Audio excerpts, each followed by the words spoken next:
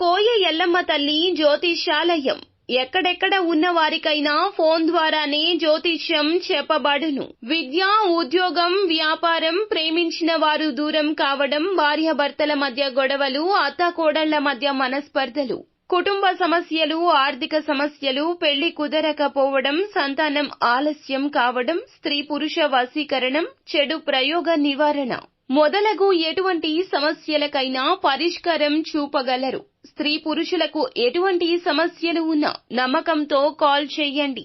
గురూజీ గోవిందరాజు 9703930797. ఈ 24 గంటల్లో అనగా జూలై మాసంలో 9వ తేదీ నాడు ఈ 24 గంటల్లో ఒక అతిపెద్ద సమస్య మిమ్మల్ని పలకరించబోతుంది. మీ ఒళ్ళు గగురు పొడుస్తూ మీ కాళ్ల కింద భూమి కంపించిపోయినట్లు అనిపిస్తుంది. ఏమిటి ఆ సమస్య? ఏం జరగబోతుందో వీడియోలో తెలుసుకుందాము.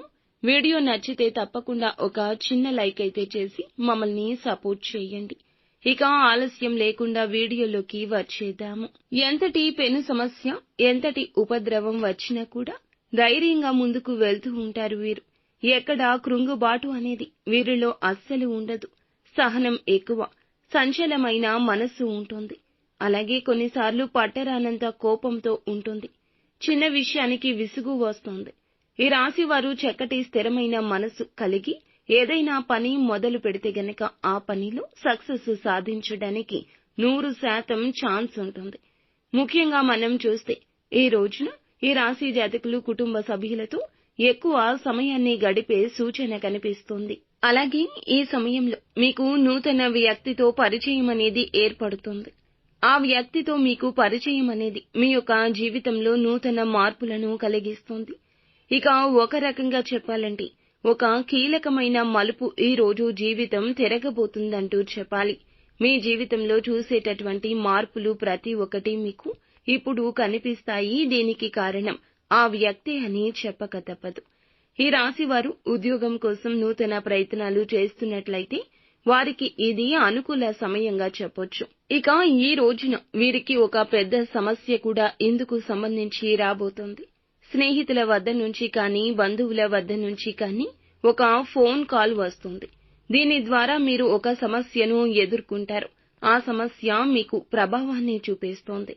మీరు కాస్త డిస్టర్బ్ అవుతారని చెప్పొచ్చు.